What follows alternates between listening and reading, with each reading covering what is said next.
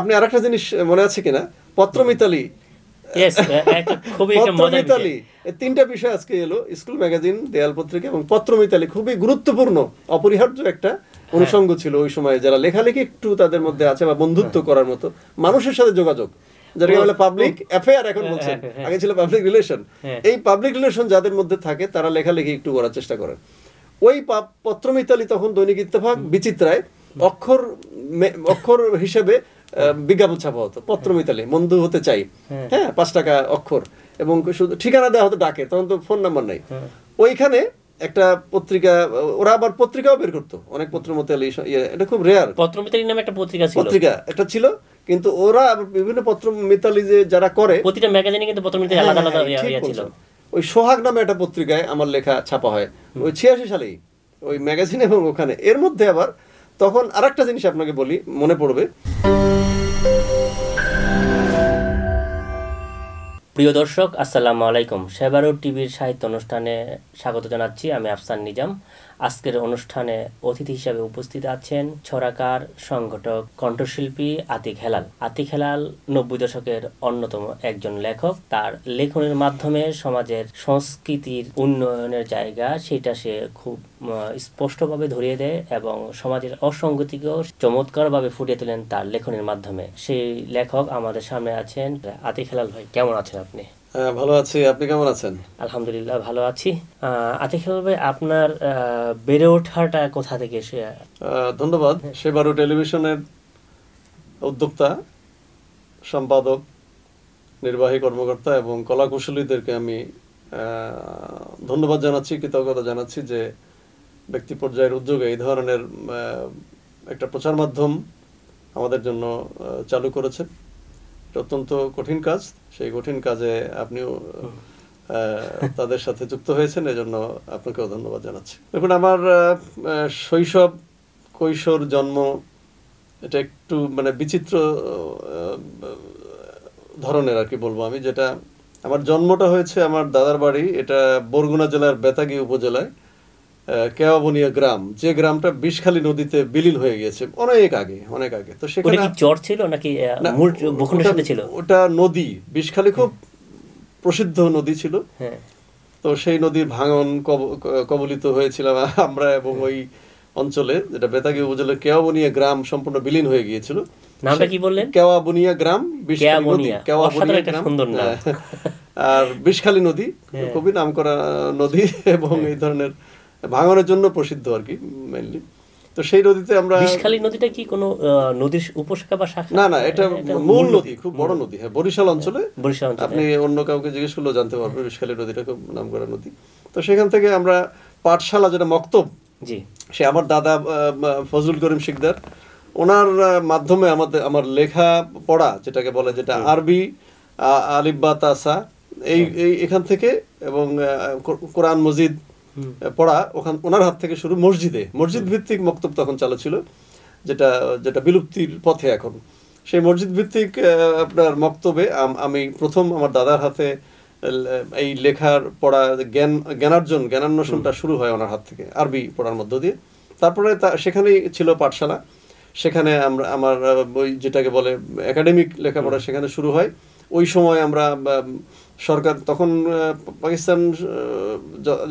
পাকিস্তান, বাংলাদেশ, আমার জন্ম স্বাধীনতার কিছুটা আগে আর কি। আচ্ছা, তখন মানে আমি বের করেছি আমার জন্মসাল 69, তো তারপরে 71, মানে খুবই একেবারেই শিশু, মাইনর। সেই অবস্থায় আবসা আমার মনে পড়ে কিছুটা, মানে এরকম চোখে ভাসে যে এরকম দেখেছি। তো তারপরে স্বাধীনতা আপনার 69 না, তার কিছু হতে পারে, মানে এরকম। আমার বড় ভাইয়ের জন্ম তারিখ থেকে, মানে কথা না, কিন্তু মনে হয় এটা যে অলৌকিক ভাবে কিছুটা মনে পড়ে, যে এরকম আমার গর্তের ভেতরে মুক্তিযোদ্ধা অস্ত্র নিয়ে আমাকে ডাকছে, বাবা, বাবু, এসো এসো এসো। হতে পারে বয়সের হেরফের, হতে পারে একটু বেশি কম হতে পারে, এটা মনে পড়ে আমার, নদীর পারে। তো তারপর সেই মক্তবে লেখাপড়া করার পরে আমার বাবা মরহুম হাফিজুর রহমান শিকদার, উনি সেটেলমেন্ট অফিসে সরকারি কর্মচারী ছিলেন, চাকরিজীবী ছিলেন। তো তিনি বদলিজনিত কারণে বাংলাদেশের প্রায় সকল জেলায় তিনি বিচরণ করেছেন, এবং আমাদেরকে সাথে নিয়ে তিনি সেসব জায়গায় গিয়েছেন। পরবর্তীকালে ওখানে বেতাগী হাই স্কুলেও কিছুদিন পড়েছি, তারপরে আমরা কুষ্টিয়া চলে যাই, কুষ্টিয়া মাইগ্রেটেড হয়ে যাই, কুষ্টিয়া আমরা বাড়ি ঘর করে কুষ্টিয়া অঞ্চলে যখন আমার বাবা ছিলেন চাকরি সূত্রে, তখন আমরা ওখানে, আমার দাদাও ছিলেন। কি শেষ সময় আপনার বাবার মানে পেনশনের? না, অনেক দিন কুষ্টিয়াতে, অনেক আলমডাঙ্গা, চুয়াডাঙ্গা পড়েছে এখন আলমডাঙ্গায়। আমরা প্রাইমারি স্কুলটা আমার আলমডাঙ্গায় এরশাদপুর সরকারি প্রাথমিক বিদ্যালয়ে আমার মূল পড়াশোনাটা হয়, সেটা কুষ্টিয়া জেলায় ছিল, পরবর্তীকালে এখন চুয়াডাঙ্গা জেলার মধ্যে পড়েছে। ওখানে আমার দাদাও, যেহেতু আমরা নদী ভাঙনের শিকার হয়েছিলাম আমার দাদা সহ, তো দাদা কুষ্টিয়ায় গিয়ে ওখানে কুষ্টিয়া হাউজিং এলাকায় কদমতলা এলাকায় আমরা একটা বাড়ি কিনে সেখানে বসবাস শুরু করি, এবং সেখানে আমার দাদা একটা মসজিদের গোড়াপত্তন করেন, কদমতলা জামে মসজিদ। আমার দাদা সেখানে প্রথম ইমাম ছিলেন, এবং পরবর্তীকালে যখন জুমার নামাজ চালু হয় তখন আমার বাবা সেখানে আবার প্রথম জুমার নামাজের ইমাম ছিলেন। এই ঘটনাটা ভেবে খুব ভালো লাগে যে আমার মসজিদেই আমার লেখাপড়া শুরু, এবং মসজিদের সংস্পর্শেই আমাদের জীবনটা, এবং এইভাবে মসজিদ কেন্দ্রিক, মসজিদের সংস্পর্শে আমাদের জীবন বেড়ে ওঠে। একটা বিষয় হলো যে এখানে একটু কথা বলছি, সেটা হলো যে এই আমাদের মহল্লাগুলো, মসজিদ কিন্তু মহল্লা বাংলাদেশের বেশিরভাগ, আমি ঢাকার ছেলে হওয়ার কারণে ঢাকা কিন্তু মসজিদ কিন্তু মহল্লা, যে ওই মসজিদ মহল্লায় পুরনটাকেও আপনি ঠিক একই জিনিস দেখবেন। হ্যাঁ, এর জন্য পাশাপাশি মসজিদ, আমগো মহল্লায় আছে মসজিদ, আমরা ওই মসজিদ মহল্লার ফ্যাক্টগুলো ওইরকম কি একই রকম ছিল না? যে এই যে হাউজিং কুষ্টিয়ার যে মসজিদটা, এটা সেরকম ছিল না। ওখানে একটা বড় মসজিদ ছিল, এ ব্লক জামে মসজিদ, অন্য কোনো মসজিদ তেমন ছিল না, অনেক দূরেই ছিল অবস্থানে। কিন্তু এখন যেটা দেখা যায় যে একই এলাকায়, বিশেষ করে ঢাকা শহরে আমি দেখি যে একটা মসজিদের আজান শুনছি, আর একটা মসজিদের আজান এসে সেখানে মুখোমুখি সংঘর্ষ হচ্ছে, খুবই কাছে দূরত্ব। এটাও আমি মনে করি এটা সঠিক না। এ ধরনের মসজিদ গড়ে তোলে। আবার দেখবেন যে মসজিদ, আপনার এখানে আমি এসেছি মোহাম্মদপুর শাহী মসজিদ ব্র্যাকেটে বিবির মসজিদের সাথে একটা কমপ্লেক্স শব্দ লাগানো থাকে। এটা একটা বাণিজ্যিক দিকে চলে গিয়েছে, আমাদের সবকিছুর ভিতরে বাণিজ্যিকীকরণ চলে গিয়েছে। অস্বীকার করার কোনো উপায় নাই, পারবো না অস্বীকার করতে, যে মসজিদ ভিত্তিক যে লেখাপড়া, জ্ঞানান্বেষণ, সেটা আস্তে আস্তে বিলুপ্ত হয়ে গেছে। এখন মসজিদের নামে যেভাবে হয়, আপনি জানেন, আমি বলবো কিনা জানি না, যে এই কমপ্লেক্স এবং অনেক ব্যবসা নিচে শুধু থাকে বাণিজ্যিক দোকানপাট, এবং সেখানে উচ্চস্বরে গান বাজনা বাজতে থাকে, চিল্লাচিল্লি হয়, কোনো আপত্তি থাকে না, তখন ভাড়া পাওয়া যায়। এটা যে আপনি শুধু এটা বললেন, আপনার বাইতুল মোকাররমের নিচে যে টেলিভিশনগুলো হয় সেটাকে ইন্ডিয়ান চ্যানেল চলছে, উচ্চ স্বরে চলে, বাধা দেয় না, তখন তারা টাকা দিয়ে কিনেছে। এই প্রবণতাটা আমি বলছি যে পার্থক্যটা, সেই সময় আমরা যেখানে মসজিদের ভেতরে আমরা লেখাপড়া করেছি, কায়দা পড়েছি, কায়দা আলিফ বা তাসাক পড়েছি, যেটা নামাজ পড়তে যে সূরাগুলোর প্রয়োজন হয় সেগুলো ওখান থেকে আমরা শুরু। পরবর্তীকালে কিন্তু আর মুখস্থ হয় না। আমসিপাড়া, রাইট, আমসিপাড়া পড়েছি। এবং মসজিদের ভেতরে অনেক আলোচনা হতো, অনেক কিছু সিদ্ধান্ত হতো, অনেক সালিশ হতো, অনেক সমস্যার সমাধান হয়ে যেত। পরবর্তীকালে মসজিদকে আমরা বিচ্ছিন্ন করে দিয়েছি, শুধু বাণিজ্যিক, এবং বলা হয় যে এখানে শুধু ইসলামের আলোচনা, নামাজ মানে আমাদের জীবন থেকে বাইরের কোনো ব্যাপার, এটা এভাবে আমরা করে ফেলেছি। তো এই বিষয়টাও ভাবা উচিত। আর আমি বাংলায় একটু বলি, আমার যে বাবা এবং দাদা যে মসজিদ ওখানে করেছিলেন, কুষ্টিয়া কদমতলা জামে মসজিদ, ওখানে খুতবাটা আমার বাবা আরবির সাথে সাথে বাংলা তর্জমা করে দিতেন। এটা অত্যন্ত জরুরি একটা বিষয়। উনি লেখালেখিও করেছেন জীবদ্দশায়, এই পত্রপত্রিকায় আমি ছেপে দিয়েছিলাম।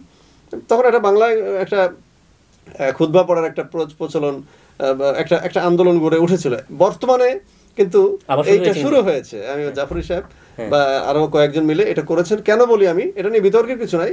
কারণ এই খুতবাটা শোনা কিন্তু ওয়াজিব। আপনি দেখবেন ঈদের নামাজ এবং জুমার নামাজের সাথে অন্য নামাজের পার্থক্যটা কিন্তু খুতবাটা। এই খুতবাটা খুবই জরুরি এবং খুতবাটা শোনা ওয়াজিব। এই সময়ে কোনো কথা বলা নিষিদ্ধ।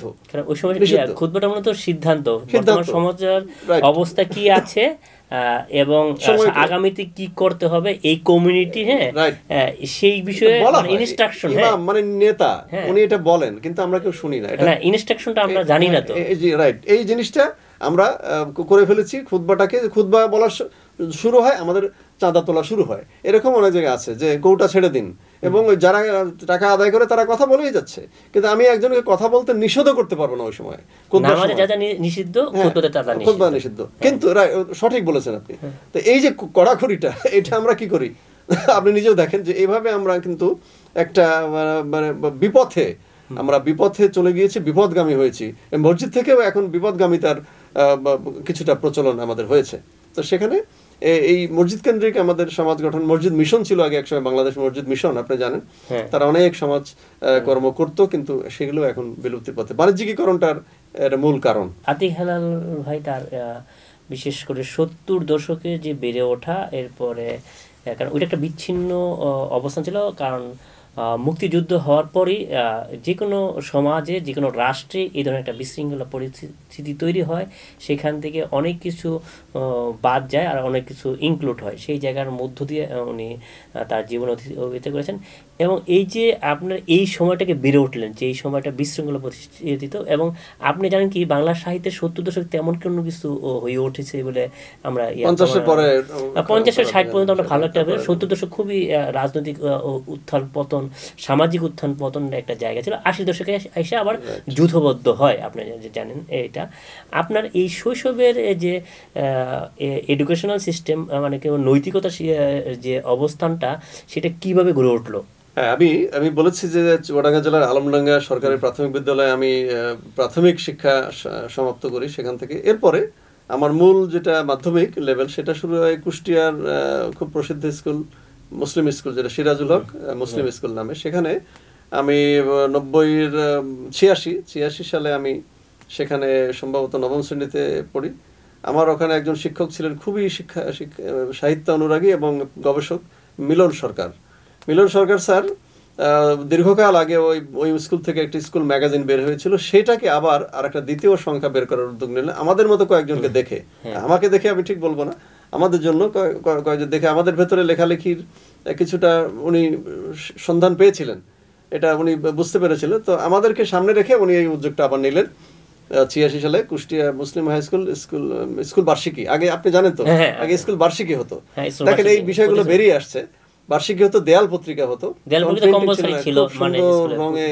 রঙিন করে বিভিন্ন রঙে প্রত্যেকের হাতের লেখা, এমনও হইতো যার লেখাটা তাকে লিখতে বলা হতো, আবার একজনও লিখতো, দুটাই ছিল।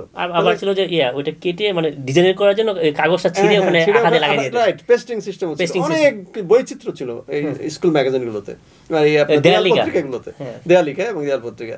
ওখানে এমনও হতো যে কার হাতের লেখা ভালো দেখা হবে, যার লেখা সেখানে লিখে দাও, এটাও বলা হতো। কিন্তু তো ওখানে তো হাতের লেখা ভালো করে একটা প্রচেষ্টা থাকতো। এই ওখানে কিন্তু একটা মজার বিষয় ছিল যে যারা আর্ট করতে পারলো, কিন্তু ওইটা দেয়ালিকার উপর তারা কিন্তু নিজেরা আর্ট করে দিত। হ্যাঁ, সঠিক বলেছেন। ওই যে আপনার কি কলম ছিল, কালার কলম, ওই কলম দিয়ে কিভাবে বক্স করে ওর লেখাটাকে ডিজাইন করে দিত, যেটাকে বলে আপনার আলপনা এঁকে দিত। এত সুন্দর লাগতো সেগুলো। তখন আমাদের ক্যামেরা ছিল ইয়াসিকা বা ওই ধরনের ফিল্মের ক্যামেরা, তার ক্যামেরা দিয়ে ছবি তুলে রাখতাম আমরা কষ্ট করে, স্টুডিও থেকে ভাড়া করে এনে ছবি তুলে রাখতাম। এবং ছিল স্কুল বার্ষিকী, যেটা আপনি জানেন। এই স্কুল বার্ষিকীটা কিন্তু সাহিত্য চর্চার, স্কুল পর্যায় থেকে সাহিত্য চর্চার একটা প্রধান মাধ্যম ছিল স্কুল বার্ষিকী। সেখান থেকে এই স্কুলের ভেতরেই কিন্তু কবি সাহিত্যিক সবকিছু কিন্তু স্কুল রাইট, সেখান থেকে গড়ে উঠতো। কিন্তু তাদেরকে পরিচর্যা করা, তাদের পরিপুষ্পন ঘটানোর কোনো ব্যবস্থা কমই ছিল। এখন তো সেটা স্কুল পর্যায় থেকে উঠে গেছে। আমি একটু ইন্ট্রোডাকশন করছি, সেটা হলো যে ওই টাইমে বাংলা শিক্ষকরা এই ব্যাপারে খুবই উদ্যোগী ছিলেন। হ্যাঁ, কিন্তু এখনকার কি সেই বাংলা শিক্ষকরা সেই উদ্যোগী আছেন কিনা জানি না। আমি বলি, হ্যাঁ, ওই স্কুল ম্যাগাজিনে বাংলা শিক্ষক ছিলেন মিলন সরকার স্যার, উনি বাংলা শিক্ষক ছিলেন, একদম সঠিক কথা। তো বাংলা শিক্ষকের দায়িত্ব শুধু বাংলা পড়ানো না, এটাও তার একটা নৈতিক দায়িত্ব, এবং এটা আপনার ক্লাসের বাইরে তার একটা বড় দায়িত্ব। যেমন ক্রীড়া শিক্ষক বাইরে মাঠে আমাদেরকে ক্রীড়া শেখান, অন্য শিক্ষক যেমন বাইরে আমাদের শেখান, ল্যাবরেটরিতে আমরা বিজ্ঞানে যারা পড়ি ল্যাবরেটরিতে যেতে হয়। তো বাংলা শিক্ষকের এটা দায়িত্ব, নৈতিক দায়িত্ব, উনি সেটা পালন করেছিলেন। তো সেখানে আমাকে উনি ছাত্র সম্পাদক মনোনীত করলেন। সেই আমি 9ম শ্রেণী থেকেই আমি সম্পাদনার কাজে জড়িত, এবং আর আমার বন্ধু 2জন ছাত্র সদস্য হয়েছিলেন। তো এখান থেকে আমার শুরুটা। এবং আমি সবসময় সেই মিলন সরকার স্যারকে স্মরণ করি, উনি এখনো বেঁচে আছেন, খুবই মানে ক্লেশের মধ্যে, অসুস্থতার মধ্যে। তখনকার শিক্ষকদের কোনো মানে বেতন কাঠামো ভালো ছিল না, উনি খুবই কষ্টের মধ্য দিয়ে জীবন যাপন করছেন। একটু ইন্ট্রোডিউশন করি আপনার স্যারকে। আমাদের শ্রদ্ধা, আমাদের এই চ্যানেলের পক্ষ থেকে শ্রদ্ধা জানাচ্ছি যে একজন প্রতিভাবান লেখককে কিভাবে খুঁজে বের করেছেন, এটা প্রথম দায়িত্বটা তিনি পালন করেছিলেন। ফ্যাক্ট হলো যে আমি বলি আমার যে বাংলা যে শিক্ষক তার নাম ছিল আক্তার স্যার, সেই ব্ল্যাকবোর্ডে রঙিন চক দিয়ে লিখতেন, লাল চক, নীল চক, হলুদ চক, এইটা দিয়ে আমাদের উদ্বুদ্ধ করতেন। হ্যাঁ, এবং সে লেখাগুলো বিভিন্ন গল্পটা এমনভাবে পড়তেন, হ্যাঁ, এমনভাবে সে গল্পটা বুঝিয়ে দিতেন যাতে আমরা গল্প লিখতে উদ্বুদ্ধ হই। আপনি তো বলতেছিলেন আপনার মিলন স্যারের কথা। এবং আরেকটা বিষয় হলো স্যারদের সম্পর্কে আমি একটু বলে রাখি, বাংলা শিক্ষকরা কিন্তু টিউশনি পেতেন না। সঠিক। বাংলা শিক্ষক, ইসলাম শিক্ষার শিক্ষক, সমাজের শিক্ষক, তারা কিন্তু তারা কোনো দাম পেতেন না। তারা খুব নেয়ার কিছু লোকদের ইচ্ছে করে জোর করে গিয়ে স্কুলের পড়াতেন। আর বেশিরভাগ সময় যারা টিউশন পেতেন অঙ্ক, ইংরেজি, বিজ্ঞানের। আপনার কি মনে আছে কিনা? এখন উনি আমাদের যে মিলন সরকার স্যারের কথা আমি বলছিলাম, উনি বাংলা ইংরেজি তে দক্ষ ছিলেন। বাংলার সাথে উনি ইংরেজিটা পারতেন বলে ওনার কাছে অনেকে টিউশনি করতেন। আমিও একসময় পড়েছি ইংরেজি।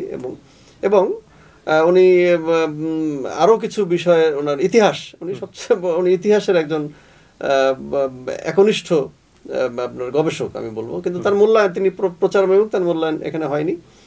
তিনি এভাবেই হয়তো তার জীবনটা শেষ করে দিচ্ছেন। আমি ব্যক্তিগতভাবে তার সাথে যোগাযোগ রক্ষা করি এবং তার মূল্যায়ন করার চেষ্টা করি। এবং সেখান থেকে আমার ওই স্কুল থেকে আমি তখন ওই আমার কুষ্টিয়া অঞ্চলে সাপ্তাহিক পত্রিকা বের হতো, সংবাদপত্র। তো ওই লেখালেখির মধ্যে নেশা ওটাও পেয়ে বসেছিল। আমি সাপ্তাহিক ইস্পাতে আমি নিউজ দেওয়া শুরু করতাম, সাংবাদিক হয়ে যেতে শুরু করলাম। পরবর্তীকালে সাপ্তাহিক জাগরণী, এবং সেই হাউস থেকেই 1987 সালের 2রা জুলাই আমার হাত দিয়ে ওখানে, তখন আমি 27 সালে আমি তখন এসএসসি, ওই তখন দৈনিক বাংলাদেশ বার্তার প্রথম সংখ্যা, কুষ্টিয়ার প্রথম দৈনিক সংবাদপত্র বাংলাদেশ বার্তা বের হয় আমার হাত দিয়ে। আব্দুর রশিদ চৌধুরী সেটার সম্পাদক প্রকাশক। এইসব স্মৃতি খুব মনে পড়ে। পরবর্তীকালে কুষ্টিয়া সরকারি কলেজে ভর্তি হই, খুব নামকরা কলেজ। তারপরে আমি লেখাপড়া ইসলামী বিশ্ববিদ্যালয়েও আমি কিছুদিন বাংলায় পড়েছি। প্রফেসর হায়াত মাহমুদ ছিলেন ওখানে কিছুদিন বিভাগীয় প্রধান। তো এদিক দিয়ে আবার আমার লেখাপড়াটা একটু মানে ভাঙাচোরা অবস্থায় চলে যায়। আমাকে বিশেষ কারণে ঢাকাতে চলে আসতে হয় 1993 সালে। তার আগের আমি কুষ্টিয়াতে আমার কৈশোর। মানে এই কৈশোরে স্কুল ম্যাগাজিন ছাড়া প্রথম কত সালের দিকে আপনার লেখা প্রকাশ হয় পত্রিকায়? বলছি, এটা যুগপৎভাবে ওই স্কুল ম্যাগাজিনে যখন আমার লেখা বের হলো, আমাদের বিশ্ববিদ্যালয় ওই ম্যাগাজিনের সাথেই জড়িত ছিলেন আমাদের প্রিয় শিক্ষক মোস্তাফিজুর রহমান বাদশা স্যার, মিলন স্যারের অত্যন্ত ঘনিষ্ঠ বন্ধু, খুবই প্রাজ্ঞ একজন আধুনিক একজন লেখক হিসেবে লেখকের সম্পর্ক। ঠিকই বলেছেন। উনি লিখতেন আবার। ওনার বাবা মাওলানা মেজবাহুর রহমান ওই অঞ্চলের বিখ্যাত একজন ইসলামী প্রজ্ঞামান এক ব্যক্তি। মোস্তাফিজুর রহমান বাদশা স্যারের মৃত্যু হয় ওই সময়তেই, যখন ম্যাগাজিনটা বের হয়নি। এটা খুবই আমাদের জন্য একটা আমাদের কাজকর্ম থমকে দেওয়ার মতো অবস্থা হয়ে যায়। এতে কিন্তু ম্যাগাজিনটা তাকে উৎসর্গ করে আমরা সবাই মিলে, প্রধান শিক্ষক ওয়ারেস হোসেন মিলে ম্যাগাজিনটা বের হয়। কিন্তু ওনার শূন্যতা নিয়েই ম্যাগাজিনটা বের হয়, এবং ওনাকে নিয়ে আমি লেখাটা লিখেছিলাম, বাদশা স্যারকে নিয়ে। সেই লেখাটা ওখানে ছাপা হয় ওই পত্রে। অন্য লেখা আমি বাদ দিয়ে ওই স্যারের মৃত্যুতে আমি কিছুটা হয়তো বিহ্বল হয়ে ওই লেখাটা আমি তৈরি করি, এবং সেটা ওখানে ছাপা হয়। এরপরে আপনি আরেকটা জিনিস মনে আছে কিনা, পত্রমিতালি, তিনটা বিষয় আজকে এলো, স্কুল ম্যাগাজিন, দেয়াল পত্রিকা এবং পত্রমিতালি। খুবই গুরুত্বপূর্ণ, অপরিহার্য একটা অনুষঙ্গ ছিল ওই সময়। যারা লেখালেখি একটু তাদের মধ্যে আছে, বা বন্ধুত্ব করার মতো মানুষের সাথে যোগাযোগ, যেটাকে বলে পাবলিক অ্যাফেয়ার এখন বলছেন, আগে ছিল পাবলিক রিলেশন। এই পাবলিক রিলেশন যাদের মধ্যে থাকে তারা লেখালেখি একটু করার চেষ্টা করেন। ওই পত্রমিতালি তখন দৈনিক ইত্তেফাক বিচিত্রায় অক্ষর হিসেবে বিজ্ঞাপন ছাপা হতো। পত্রমিতালি, বন্ধু হতে চাই, 5 টাকা অক্ষর, এবং শুধু ঠিকানা দেওয়া হতো ডাকে, তখন তো ফোন নাম্বার নাই। ওইখানে একটা পত্রিকা, ওরা আবার পত্রিকাও বের করতো, অনেক পত্রমিতালি, এটা খুব রেয়ার। পত্রমিতালি নামে একটা পত্রিকা একটা ছিল, কিন্তু ওরা বিভিন্ন পত্রমিতালি যে যারা করে, প্রতিটা ম্যাগাজিনে কিন্তু পত্রমিতালি আলাদা আলাদা ছিল। ওই সোহাগ নামে একটা পত্রিকায় আমার লেখা ছাপা হয় ওই 86 সালেই ওই ম্যাগাজিন। এবং ওখানে এর মধ্যে আবার তখন আরেকটা জিনিস আপনাকে বলি, মনে পড়বে, তখন আপনার ভারতে কিন্তু অনেকেই শিশু সাহিত্যিকের সাথে আমাদের সম্পর্ক গড়ে উঠেছিল। তখন আপনার পোস্টালের মাধ্যমেই ওদের সাথে যোগাযোগ হতো। বাংলাদেশে ছিল 15 পয়সা, পরে হলো 8 আনা, পরে ওদের হতো 1 টাকা। আমরা বুক পোস্ট করে পেঁচিয়ে এভাবে পাঠাতাম, ওরা পেতো, আবার আমাদেরকেও ওদের পত্রিকাগুলো পাঠাতো, খুবই ভালো লাগতো ভাই, মানে চিন্তা করতে পারবেন না। ইন্ডিয়ার পত্রিকায় আমার লেখা নাম কতবার যে শুয়ে শুয়ে দেখেছি, এই নাম বাংলাদেশেটা তো দেখেছি, ইন্ডিয়াতে যখন আসতো ভবানী ভূষণ মজুমদার বিখ্যাত ছড়াকার, উনি এই সময় লিখতেন। তারপরে ইসলামিক ফাউন্ডেশন থেকে বেরোতো সপ্তডিঙ্গা খুলনা থেকে, সবুজ পাতা ঢাকা থেকে, সাম্পান চট্টগ্রাম থেকে, এইখান থেকে, এবং ওই ভারতের পত্রিকায় লেখালেখির থেকেই আমার লেখালেখির থেকে নেশা এবং যাত্রা। একটা মজার ঘটনা বলি, পত্রমিতালিতে আমরা মেয়েদের নাম দিয়ে, ছেলেরা মেয়েদের নাম দিয়ে, হ্যাঁ মেয়েদের নাম দিয়ে সে ওখানে নিজের অ্যাড্রেস করতো যাতে মেয়ে তার কাছে বেশি বেশি চিঠি আসে। ঠিক আমি এটা মানে মনে ছিল না। হ্যাঁ একটা বিষয় হলো যে আমরাও যারা ছেলেরা ছিলাম মেয়েদের নাম দেখে আমাদের পোস্টালটা করতাম। হ্যাঁ অনেক চিঠি, ও আচ্ছা চিঠি আসতো এই যে বাড়িতে আপনাকে, আপনার ঠিকানায়, আপনার বয়স তো একটু কম হবে, সেখানে ডাকতো যখন পিয়ন, চিঠি আছে, কি যে অনুভূতি এখন পর্যন্ত আর শিউরে ওঠে আমার। আরেকটা মজা কথা, এই মজা আনন্দ, মানে আমার নামে চিঠি আসে, এলাকার অনেকেই এর নামে চিঠি আসে, কত বড় মানুষ। আমার খাম মনে আছে যে সাদার মধ্যে বিমান এভাবে ডিজাইন করা খাম, ওহ কি যে মজা, সেই খাম আমরা কিনতাম। একটা মজার ঘটনা ছিল ওই সময় কিন্তু এই চিঠি লেখার আলাদা পেড পাওয়া যেত।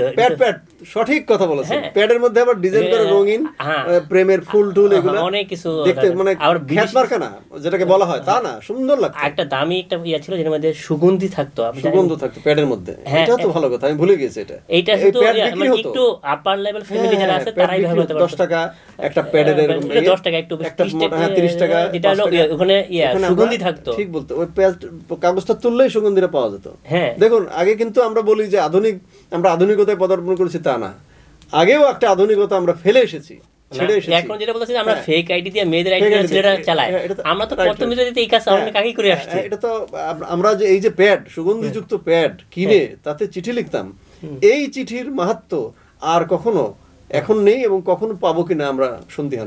আপনাকে একটু বলি, আমার কাছে এতগুলো চিঠি এখনো সংরক্ষণ আছে, আমিও রেখেছি অনেক, আমার বাড়ি থেকে বলে ফেলে দাও, ইঁদুরে খেয়ে ফেলে, বাসা পাল্টাতে গিয়ে তেলা পোকা আর ইঁদুরে খেয়ে ফেলে, তারপরও আমি বান্ডিল আর একটু মজাটা আমার অনেক লাগে, মেয়েদের চিঠি আমার বউ ফেলে দেয় এবং অনেক ছবি ওঠায় পাঠাইতো, কিন্তু ওই সময় ওই যে স্টুডিওতে গিয়ে ছবি ওঠায় সাদা কালো এই ছবি কিন্তু পাঠাইতো যে আমি এরকম, সঠিক আপনার মনে আছে কিনা, আমরা এরকম ছবি তুলতাম এবং পাথরের মতো, এবং টেলিফোন নিয়ে আমরা ছবি তুলতাম, কলম, আমি এরকম করে কলম হাতে নিয়ে ছবি তুলতাম, খুব সুন্দর লাগতো ছবি, মানুষ আবার ওর ছবি পাঠাতো, অনেক মানে পয়সা খরচ হতো, এই যে একটা বন্ধন সম্পর্ক, এই যে ভালোবাসা, এটার তাগিদে মানুষ পয়সা দিয়ে ওইটা করতো, পয়সা দিয়ে খারাপ কাজ করতো না, এই কাজটা করতো। একটা মজার ঘটনা আছে, কিন্তু আমরা তো অনেকের পত্রমিতালি আছে তাদেরকে আমরা জীবনে দেখিনি আর জানিও না, রাইট, অনেককে দেখিনি, কিন্তু অনেককে দেখেছি, তারা এখন আমাদের সাথে কম সম্পর্ক হয়েছে, পরে তারা লেখালেখিতে এই জগতে এসেছেন এবং আমাদের সাথে সম্পর্কিত হয়েছেন, ওটার মাধ্যমেই এখনো অনেকের নাম আমি বলতে পারি।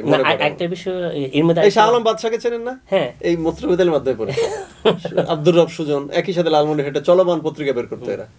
হ্যাঁ, শওকতুল ইসলাম রাজশাহী থেকে একজন চমৎকার হাতের লেখা, তার সাথে পরিবারের সাথে তার বড় বোন, আমারও 2 জন বড় বোন ছিল, শেলি এবং ডলি আপা, তাদের সাথে এইভাবে পরিচয় হয়েছিল।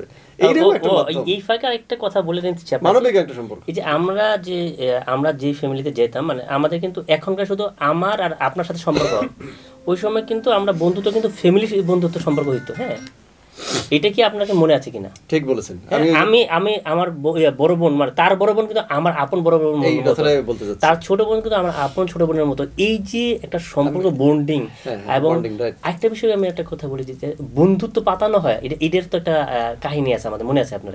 হ্যাঁ, যে এর সাথে বন্ধুত্ব করছে, তার জন্য অনেকে খাসি কেটে করতো, মুরগি কেটে 2 বাড়িতে ফ্যামিলি খাওয়া দাওয়া হতো, তারপরে ঈদের সময় কাপড় চোপড় বিনিময় হতো, এই জিনিসগুলো তো ফিরে আসছে। আমি এটাই বলতে চাচ্ছি যে ধরেন আপনার রাজশাহীর ঘোড়ামারা রাজশাহী এখন পর্যন্ত মনে আছে, ঘোড়ামারা রাজশাহী থেকে শওকতুল ইসলাম, উনি ওই সময় পত্রপত্রিকা লিখতেন, মানে উনি নিজেকে বিলুপ্ত করে ফেলেছেন, এখন একটা সরকারি প্রতিষ্ঠানে চাকরিতে আছেন। ওনার নাম শওকতুল ইসলাম, মুক্তার দানার মতো হাতের লেখা দিয়ে চিঠি লিখতেন। ওর মাধ্যমে ওনার বোন, আমি দেখেন নাম মনে আছে, তাহলে বোঝেন কতটা, কামরুন নাহার ডলি, শামসুন নাহার শেলি, এই 2 আপা, ওনারাও চিঠি লিখতেন। এমন একটা পর্যায়ে হয়ে গেছে, ওনারা আমার বড় বোনের মতোই, ওনারা চিঠি লিখতে বাধ্য হয়েছিলেন আমাকে, আমিও লিখতাম, ওনারা লিখতে। এই যে বিষয়, এই ধরনের মধুর সম্পর্ক, নিষ্কলুষ সম্পর্ক বাংলাদেশে আর অন্য কোনো মাধ্যমে আছে কিনা আমার জানা নাই। এখন তো এখন যে এটার প্রয়োজন আছে, এই যে আমরা এখন অনলাইনে চলে এসেছি, এটার প্রয়োজন আছে, মেসেজিং করতেছি, কিন্তু এখানেও বিপর্যয় হয়, নানা ধরনের ফেক আপনি বললেন যেটা ছিল, কিন্তু এটা এখন একটা এখন একটা নৈরাজ্যের পর্যায়ে চলে যায় বা ক্ষতিকর পর্যায়ে চলে যায়, বা এরকম কথা বলে মেয়েদের গলা দিয়ে আবার কথা বলে, ছেলেরা মেয়েদের গলা দিয়ে কথা বলে, এগুলো কিন্তু তখনকার ছিল এগুলো আপনার নিষ্পাপ সম্পর্ক ছিল, যেটা আরো অনেক দুই একটা নাম বললাম, আরো অনেকে আমাদের এই ধরনের, মির্জা তাহের জামিল পাবনার ছিল, মারা গেছে কয়েকদিন আগে, আশরাফ পিন্টুর নাম আপনি জানেন, ওরা কিন্তু এই ফেসবুকে, সরি আমার এই পত্রমিতালি থেকে আসা, আরো অনেক নাম আছে, হয়তো এই মুহূর্তে বলা যাবে না, এই ধরনের সম্পর্ক আমরা তৈরি করেছি তখন। প্রিয় দর্শক, আমরা আতিক হেলালের সাথে কথা বলছিলাম, তার জীবনের প্রথম পর্ব কথা শুনলাম, আর তার সাথে আজকের সাক্ষাতের কথোপকথনের প্রথম পর্ব এখানে শেষ করছি। পরবর্তী পর্ব আবার দেখবেন। সেই পর্যন্ত ভালো থাকবেন, সুস্থ থাকবেন। আজকের মতো বিদায় নিচ্ছি। আল্লাহ হাফেজ। আসসালামু আলাইকুম ওয়া রাহমাতুল্লাহি ওয়া বারাকাতুহু।